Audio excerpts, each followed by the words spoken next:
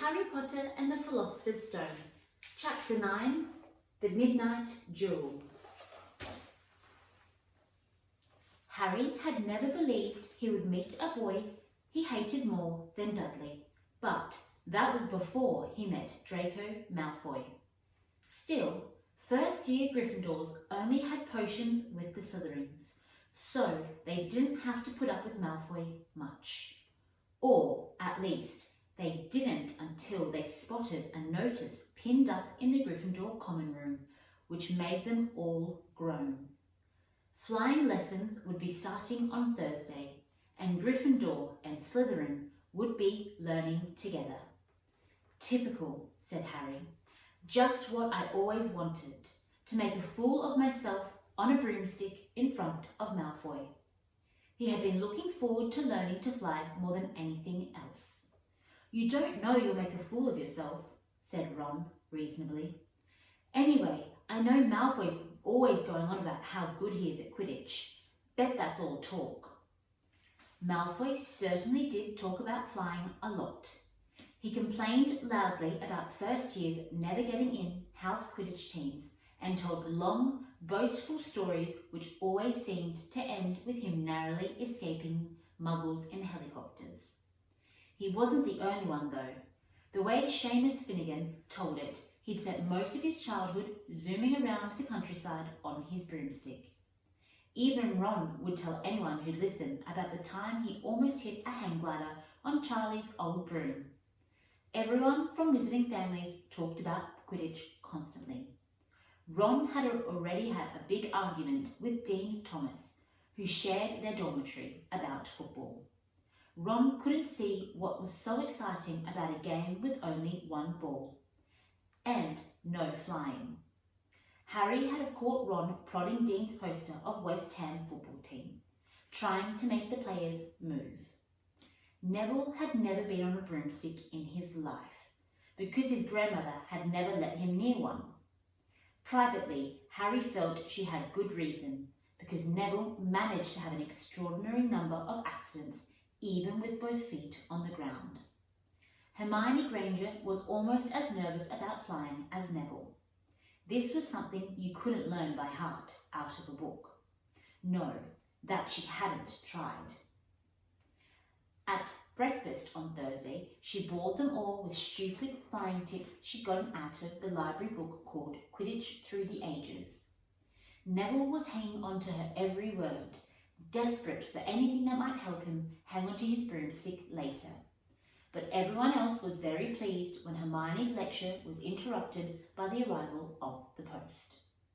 Harry hadn't had a single letter since Hagrid's note, something that Malfoy had been quick to notice, of course. Malfoy's eagle owl was always bringing him packages of sweets from home, which he opened gloatingly at the Slytherin table. A barn owl brought Neville a small package from his grandmother. He opened it excitedly and showed them a glass ball the size of a large marble, which seemed to be full of white smoke. "It's a remember-all," he explained. "Gran knows I forget things. This tells you if there's something you've forgotten to do. Look, you hold it tight like this, and if it turns red..." Oh, his face fell, because the remember-all had suddenly glowed scarlet. "You've forgotten something." Neville was trying to remember what he'd forgotten when Draco Malfoy, who was passing the Gryffindor table, snatched the remember-all out of his hand. Harry and Ron jumped to their feet. They were half hoping for a reason to fight Malfoy, but Professor McGonagall, who could spot trouble quicker than any teacher in the school, was there in a flash. "What's going on?" "Malfoy's got my remember-all, Professor." Scowling, Malfoy quickly dropped the remember-all back on the table. "Just looking," he said, and he sloped away with Crabbe and Goyle behind him. At 3:30 that afternoon, Harry, Ron and the other Gryffindors hurried down the front steps into the grounds for their first flying lesson. It was a clear, breezy day, and the grass rippled under their feet as they marched down the sloping lawns towards a smooth lawn on the opposite side of the grounds, to the forbidden forest, whose trees were swaying darkly in the distance. The Slytherins were already there, and so were 20 broomsticks lying in neat lines on the ground. Harry had heard Fred and George Weasley complain about the school brooms, saying that some of them started to vibrate if you flew too high or always flew slightly to the left. Their teacher, Madam Hooch, arrived. She had short grey hair and yellow eyes like a hawk. "Well, what are you all waiting for?" she barked. "Everyone stand by your broomstick. Come on, hurry up." Harry glanced down at his broom. It was old and some of the twigs stuck out at odd angles.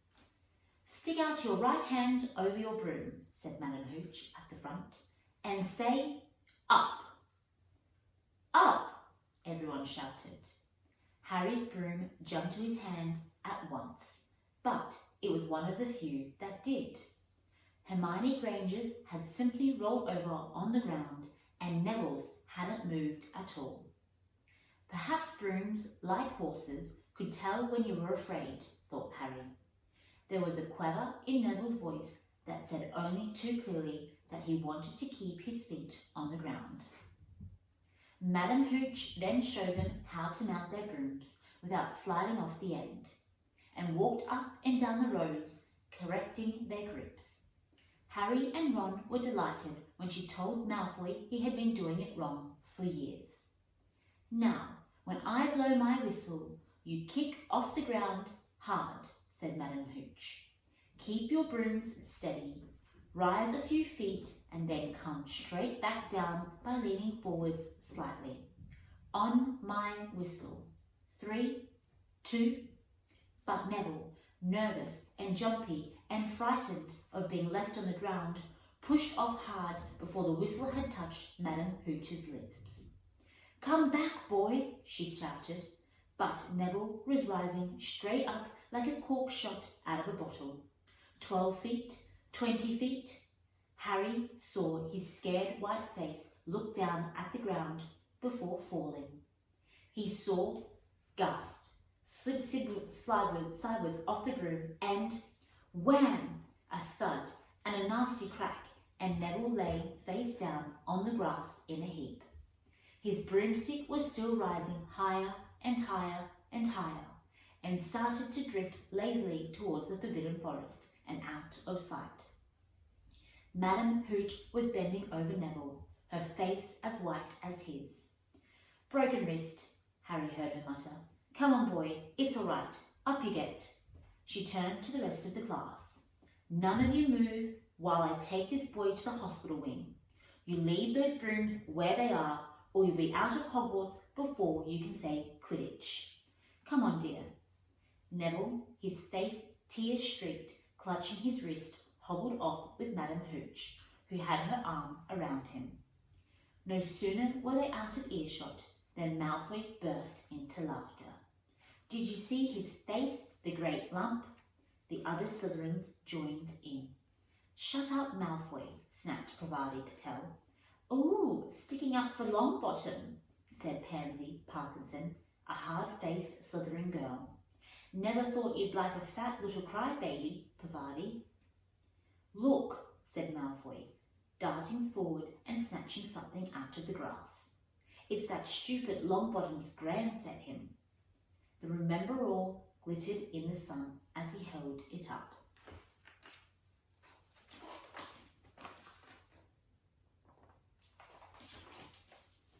"Give that here, Malfoy," said Harry quietly. Everyone stopped talking to watch. Malfoy smiled nastily. "I think I'll leave it somewhere for Longbottom to collect. How about up a tree?"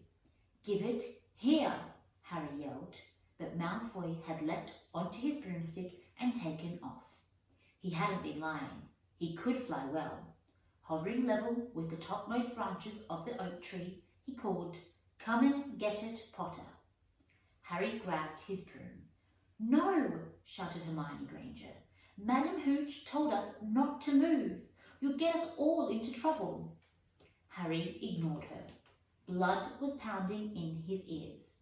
He mounted the broom and kicked hard against the ground, and up he soared. Air rushed through his face and his robes whipped out behind him. And in a rush of fierce joy, he realized he'd found something he could do without being taught. This was easy. This was wonderful. He pulled his broomstick up a little to take it even higher and heard screams and gasps of girls back on the ground, and an admiring whoop from Ron. He turned his broomstick sharply to face Malfoy in mid-air. Malfoy looked stunned. "Give it here, or I'll knock you off that broom," Harry called. "Oh yeah?" said Malfoy, trying to sneer but looking worried. Harry knew somehow what to do. He had leant forward and grasped the broom tightly in both hands and shot towards Malfoy, like a javelin. Malfoy only just got out of the way in time. Harry made a sharp turn and held the broom steady. A few people below were clapping. "No Crabby and Goyle up here to save your neck, Malfoy," Harry called. The same thought seemed to have struck Malfoy. "Catch it if you can then," he shouted, and he threw the glass ball high into the air and shrieked back towards the ground. Harry saw, as though in slow motion, the ball rise up in mid-air and then start to fall. He leant forward and pointed his broom handle down. Next second, he was gathering speed in a steep dive, racing the ball. Wind whistled in his ears, mingled with the screams of people watching. He stretched out his hand. A foot from the ground, he caught it, just in time to pull his broom straight, and he toppled gently on the grass with the Remember-All clutched safely in his fist.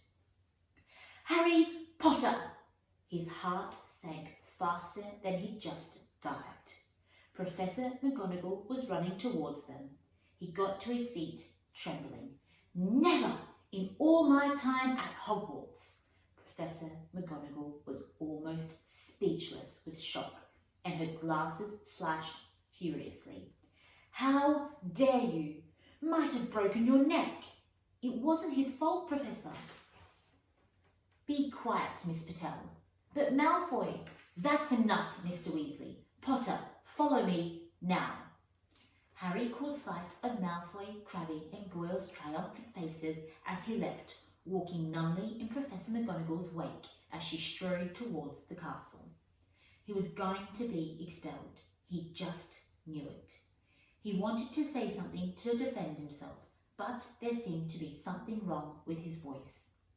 Professor McGonagall was sweeping along without even looking at him. He had to jog to keep up. Now he'd done it. He hadn't even lasted 2 weeks. He'd be packing his bags in 10 minutes. What would the Dursleys say when he turned up on the doorstep? Up the front stairs, up the marble staircase, inside, and still Professor McGonagall didn't say a word to him. She wrenched open doors and marched along corridors with Harry trotting miserably behind her. Maybe she was taking him to Dumbledore. He thought of Hagrid, expelled but allowed to stay on as gamekeeper. Perhaps he could be Hagrid's assistant. His stomach twisted as he imagined it, watching Ron and the others becoming wizards while he stumped around the grounds carrying Hagrid's bag. Professor McGonagall stopped outside a classroom. She opened the door and poked her head inside. "Excuse me, Professor Flitwick. Could I borrow wood for a moment?" Wood, thought Harry, bewildered. Was wood a cane she was going to use on him? But Wood turned out to be a person. A burly fifth-year boy who had come out of Flitwick's class looking confused. "Follow me, you two," said Professor McGonagall, and they marched up the corridor, Wood looking curiously at Harry. "In here." Professor McGonagall pointed them into a classroom which was empty except for Peeves, who was busy writing rude words on the blackboard. "Out, Peeves," she barked. Peeves threw the chalk into a bin, which clanged loudly, and she swooped out, cursing. Professor McGonagall slammed the door behind them and turned to face the two boys. Potter, this is Oliver Wood. Wood, I found you a seeker. Wood's expression changed from puzzlement to delight. Are you serious, Professor? Absolutely, said Professor McGonagall crisply. The boy's a natural. I've never seen anything like it. Was that your first time on a broomstick, Potter? Harry nodded silently. He didn't have a clue what was going on, but he didn't seem to be getting expelled, and some of the feeling started coming back to his legs. He caught that thing in his hand after diving 50 foot, Professor McGonagall told Wood. Didn't even scratch himself. Charlie Weasley couldn't have done it. Wood was now looking as though all his dreams had come true at once. Ever seen a game of Quidditch, player? He asked excitedly. Wood's captain of the Gryffindor team, Professor McGonagall explained. He's just the build for a seeker too, said Wood, now walking around Harry and staring at him. Light, speedy. We'll have to get him a decent broom, Professor. A Nimbus 2000 or a clean sweep 7, I'd say. I shall speak to Professor Dumbledore and see if we can't bend the year for the first years. Heaven knows we need a better team than last year. Flattened in that last match by Slytherin, I couldn't even look Severus Snape in the face for weeks. Professor McGonagall peered sternly over her glasses at Harry. I want to hear about you training hard, Potter, or I may change my mind about punishing you. Then she smiled suddenly. Your father would have been very proud, she said. He was an excellent Quidditch player himself. You're joking. It was dinner time. Harry had just finished telling Ron what happened when he'd left the grounds with Professor McGonagall. Ron had a piece of steak and kidney pie halfway to his mouth, but he'd forgotten all about it. Seeker, he said, but first years never. You must be the youngest house player in about a century, said Harry, shoveling pie into his mouth. He felt particularly hungry after the excitement of the afternoon. Wood told me. Ron was so amazed, so impressed, he just sat and gawped at Harry. I start training next week, said Harry. Only don't tell anyone. Wood wants to keep it a secret. Fred and George Weasley now came into the hall, spotted Harry and hurried over. Well done, said George in a low voice. Wood told us. We're on the team too. Beat us. I tell you, we're going to win that Quidditch Cup for sure this year, said Fred. We haven't won since Charlie left, but this year's team is going to be brilliant. You must be good, Harry. Wood was almost skipping when he told us. Anyway, we've got to go. Lee Jordan reckons he's found a new secret passageway out of the school. Bet it's that one behind the statue of Gregory Dismari that we found in our first week. See you. Fred and George had hardly disappeared when someone far less welcome turned up. Malfoy, flanked by Crabbe and Goyle. Having a last meal, Potter? When are you getting on the train back to the Muggles? You're a lot braver now you're back on the ground and you've got your little friends with you, said Harry coolly. There was, of course, nothing a little about Crabbe and Goyle, but as the high table was full of teachers, neither of them could do more than crack their knuckles and scowl. I'd take you on any time on my own, said Malfoy. Tonight, if you want. Wizard's Duel. Wands only, no contact. What's the matter? Never heard of a wizard's duel before, I suppose. Of course he has, said Ron, wheeling round. I'm his second. Who's yours? Malfoy looked at Crabbe and Goyle, sizing them up. Crabbe, he said. Midnight, all right. We'll meet you in the trophy room. That's always unlocked. When Malfoy had gone, Ron and Harry looked at each other. What is a wizard's duel? Said Harry. And what do you mean, you're my second? Well, a second's there to take over if you die, said Ron casually, getting started at last on his cold pie. Catching the look on Harry's face, he added quickly. But people only die on proper duels, you know, with real wizards.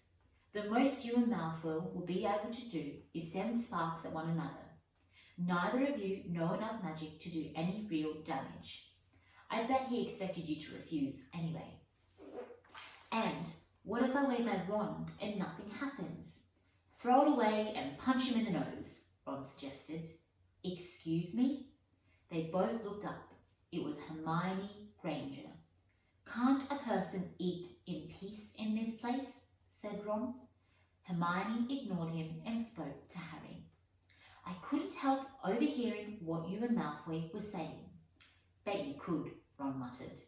And you mustn't go wandering around the school at night. Think of the points you'll lose Gryffindor if you're caught, and you're bound to be. It's really very selfish of you. And it's really none of your business, said Harry. Goodbye, said Ron. All the same, it wasn't what you'd call the perfect end to the day, Harry thought, as he lay awake much later listening to Dean and Seamus falling asleep. Neville wasn't back from the hospital wing. Ron had spent all evening giving him advice as, if he tries to curse you, you better dodge it, because I can't remember how to block them. There was a very good chance they were going to get caught by Filch or Mrs. Norris, and Harry felt he was pushing his luck, breaking another school rule today. On the other hand, Malfoy's sneering face kept looming up out of the darkness.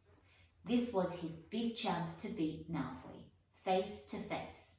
He couldn't miss it. 11:30, Ron muttered at last.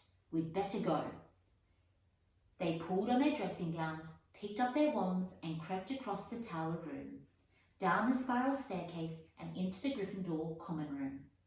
A few embers were still glowing in the fireplace, turning all the armchairs into hunched black shadows. They had almost reached the portrait hole when a voice spoke from the chair nearest them.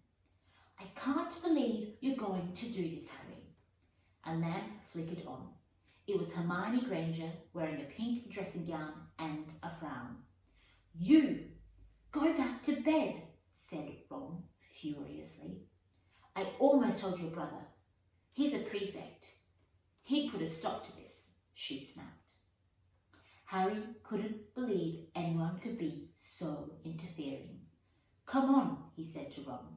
He pushed open the portrait of the fat lady and climbed through the hole. Hermione wasn't going to give up that easily. She followed Ron through the portrait hole, hissing at them like an angry goose.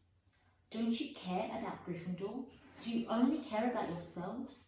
I don't want Slytherin to win the House Cup, and you'll lose all the points I've gotten for Professor McGonagall for knowing about switching spells. Go away! All right, but I warned you. You just remember what I said when you're on the train home tomorrow. You're so... But what they were, they didn't find out. Hermione had turned to the portrait of the fat lady to get back inside and found herself facing an empty painting. The fat lady had gone on a night visit, and Hermione was locked out of Gryffindor Tower. Now, what am I going to do? She asked shrilly. That's your problem. We've got to go. We're going to be late, said Ron. They hadn't even reached the end of the corridor when Hermione caught up with them. I'm coming with you, she said. You are not. Don't you think I'm going to stand here all night and wait for Filch to catch me? If he finds all us three, I'll tell him the truth, that I was trying to stop you and you can back me up. You've got some nerve, said Ron loudly. Shut up, both of you, said Harry sharply. I heard something. It was a sort of shuffling. Mrs. Norris, breathed Ron, squinting through the dark. It wasn't Mrs. Norris. It was Neville. He was curled up on the floor, fast asleep, but jerked suddenly awake as they crept nearer. Thank goodness you found me.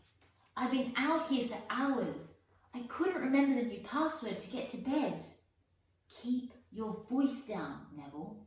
The password's pig's snout, but it won't help you now. The fat lady's gone off somewhere. "How's your arm?" said Harry. "Fine," said Neville, showing them. "Madame Pomfrey mended it in about a minute." "Good. Well, look, Neville, we've got to be somewhere. We'll see you later." "Don't leave me," said Neville, scrambling to his feet. "I don't want to stay here alone. The bloody Baron's been passed twice already." Ron looked at his watch and then glared furiously at Hermione and Neville. "If either of you get us caught, I'll never rest until I've learnt that curse of the boogies Quirrell told us about, and I'll use it on you." Hermione opened her mouth, perhaps to tell Ron exactly how to use the curse of the boogies, but Harry hissed at her to be quiet and beckoned them all forward. They filtered along the corridors, striped with bars of moonlight from the windows above. At every turn, Harry expected to run into Filch or Mrs. Norris, but they were lucky. They sped up a staircase to the 3rd floor and tiptoed towards the trophy room. Malfoy and Crabbe weren't there. Their crystal trophy cases glimmered when the moonlight caught them. Cups, shields, plates, and statues winked silver and gold in the darkness. They edged along the walls, keeping their eyes on the doors at either end of the room. Harry took out his wand in case Malfoy leaped in and started at once. The minutes crept by. "He's late.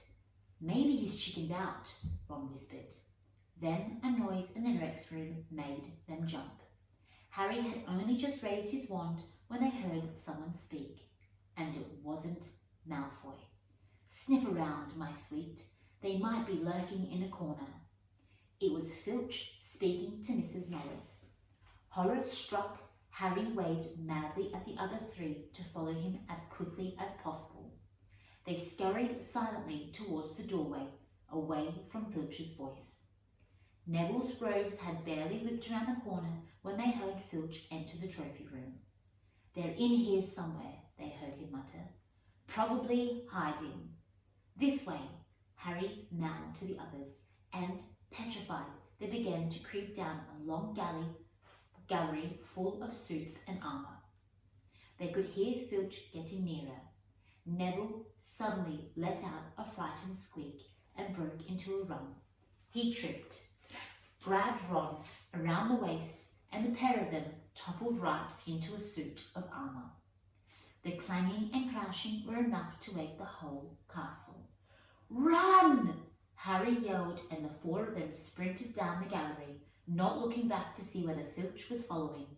They swung around the doorpost and galloped down one corridor and then another, Harry in the lead without any idea where they were or where they were going. They ripped through a tapestry and found themselves in a hidden passageway, hurtled along it and came out near their clown's room, which they knew was miles from the trophy room. "I think we've lost him," Harry panted, leaning against the cold wall and wiping his forehead. Neville was bent, doubled, wheezing and spluttering. "I told you," Hermione gasped, clutching at a stitch in her chest. "I told you." "We've got to get back to Gryffindor Tower," said Ron, quickly as possible. "Malfoy tricked you," said Hermione to Harry. "You realise that, don't you? He was never going to meet you. Filch knew someone was going to be in the trophy room. Malfoy must have tipped him off." Harry thought she was probably right, but he wasn't going to tell her that. "Let's go." It wasn't going to be that simple. They hadn't gone more than a dozen paces when a doorknob rattled and something came out of the classroom in front of them. It was Peeves. He caught sight of them and gave a squeal of delight. "Shut up, Peeves! Please! You'll get us thrown out!" Peeves cackled. "Wandering around at midnight, ickle firsties. Tut, tut, tut. Naughty, naughty, you'll get caughty." "Not if you don't give us away, Peeves. Please." "Should tell Filch I should," said Peeves in a saintly voice, but his eyes glittered wickedly. "It's for your own good, you know." "Get out of the way," snapped Ron, taking a swipe at Peeves. This was a big mistake. "Students out of bed," Peeves bellowed. "Students out of bed, down the charms corridor." Ducking under Peeves, they ran for their lives, right to the end of the corridor, where they slammed into a door, and it was locked. "This is it," Ron moaned, as they pushed helplessly at the door. "We're done for. This is the end." They could hear footsteps, Filch running as fast as he could towards Peeves' shouts. "Oh, move over," Hermione snarled. She grabbed Harry's wand, tapped the lock, and whispered, "Allo Mora." The lock clinked and the door swung open. They piled through it, shut it quickly, and pressed their ears against it, listening. "Which way do they go, Peeves?" Filch was saying. "Quick, tell me." "Say, please." "Don't mess me about, Peeves. Now, where did they go?" "Shan't say nothing if you don't say please," said Peeves in his annoying sing-song voice. "All right, please." "Nothing. Ha ha ha. Told you I wouldn't say nothing if you didn't say please. Ha ha, ha ha." And they heard the sound of Peeves swooshing away and Filch cursing in rage.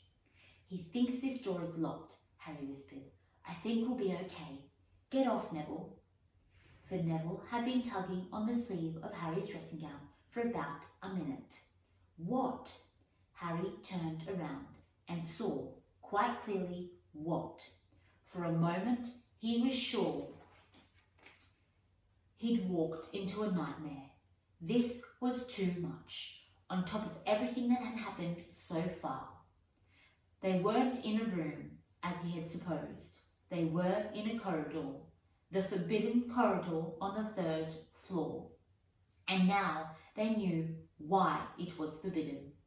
They were looking straight into the eyes of a monstrous dog, a dog which filled the whole space between ceiling and floor.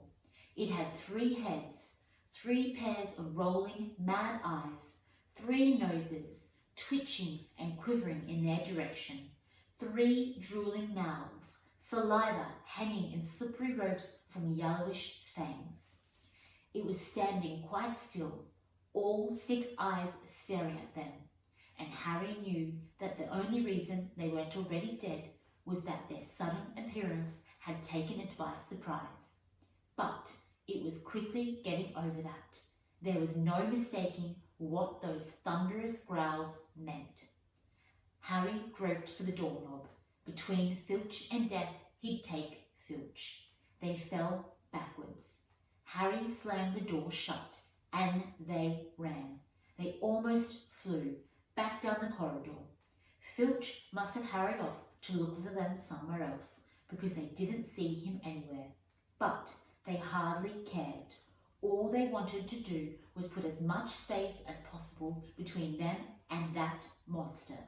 They didn't stop running until they reached the portrait of the fat lady on the 7th floor. "Where on earth have you all been?" she asked, looking at the dressing gowns hanging off their shoulders and their flushed, sweaty faces. "Never mind that. Pig snout, panted Harry. The portrait swung forward. They scrambled into the common room and collapsed, trembling into armchairs. It was a while before any of them said anything. Neville, indeed, looked as if he'd never speak again. "What do you think they're doing, keeping a thing like that locked up in a school?" said Ron, finally. "If any dog needs exercise, that one does." Hermione had got both her breath and her bad temper back again. "You don't use your eyes, any of you, do you?" she snapped. "Didn't you see what it was standing on?" "The floor?" Harry suggested. "I wasn't looking at his feet. I was too busy with its heads." "No, not the floor. It was standing on a trapdoor. It's obviously guarding something."